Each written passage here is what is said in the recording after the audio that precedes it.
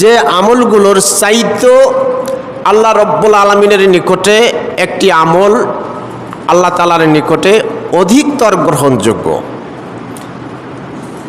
আল্লাহ রাসূল সাল্লাল্লাহু আলাইহি ওয়াসাল্লাম বলেন, তোমরা কি জানো তোমাদের জীবনের একটি আমল আছে যে আমলটা সালাতের চাইতে উত্তম, সিয়ামের চাইতে উত্তম, জাকাতের চাইতে উত্তম, হজের চাইতেও উত্তম। তোমাদের আমলটা এই আমলগুলোর চাইতেও উত্তম। তোমরা কি সেই আমলটার কথা জানো? আল্লাহ রাসূল বললেন সাহাবাদেরকে, সাহাবারা বললেন, ইয়া রাসূলুল্লাহ বলুন সে আমলটা কি? আল্লাহ রাসূল বললেন, দেখো তোমাদের মাঝে দুজনের মাঝে বিবাদ লেগেছে, তোমাদের দুজনের মাঝে বিবাদ লেগেছে। এই বিবাদ সংশোধনকারী ব্যক্তি, যে ব্যক্তি বিবাদকে সংশোধন করে দেওয়ার জন্য সার্বক্ষণিকভাবে মাথায় চিন্তা চেতনা নিয়ে আসে যে বিবাদটা কি করে সংশোধন করে দেওয়া যায়, বিবাদটা কিভাবে মিটিয়ে দেওয়া যায়। এলাকায় একটা বিবাদ ঘটেছে, ঝগড়া লেগেছে, সমস্যা হয়েছে।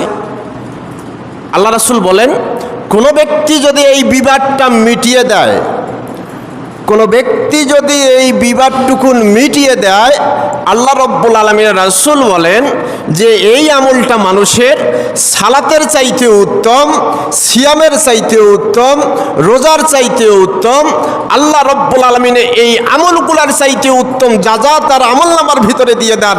জোরে বলেন সুবহানাল্লাহ। মা ও বোনেরা যারা আসছেন তাদের উদ্দেশ্যে বলছি, অনেক সময় দেখা যায় যে দুই বউয়ের মাঝে ঝগড়া লাগে, দুই বউয়ের মাঝে ঝগড়া লাগে, এটি মিঠাই দিবেন, এটি হচ্ছে আল্লাহ তাআলার নিকটে উত্তম ইবাদত। অনেক সময় দেখা যায় যে স্বামী স্ত্রীর মাঝে ঝগড়া লেগে যায়, এটি মিঠাই দিবেন, এটি হচ্ছে আল্লাহ তাআলার নিকটে উত্তম ইবাদত। অনেক সময় দেখা যায় যে ভাই ভাইয়ের ভিতরে বিবাদ লেগে যায়, এটি মিঠাই দিবেন, এটি হলো উত্তম ইবাদত। বিবাদ মিঠাই দেওয়া এটি হচ্ছে আল্লাহ তাআলার নিকটে উত্তম ইবাদতের কাজ। আর বিবাদ লাগাই দেওয়া এটি হচ্ছে শয়তানের প্রধান কাজ।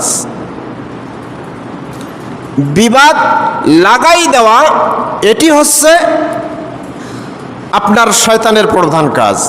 আর বিবাদ মিঠাই দেওয়া এটি আল্লাহ তাআলার নিকটে হচ্ছে উত্তম কাজ। আপনি যদি বিবাদ মীমাংসাকারী হন তাহলে আল্লাহ রব্বুল আলামিনের কাছে আপনি সর্বশ্রেষ্ঠ ব্যক্তি। আর আপনি যদি বিবাদ লাগাই দেওয়া হন তাহলে আপনি হচ্ছেন শয়তানের কাছে প্রধান ব্যক্তি, যার জন্য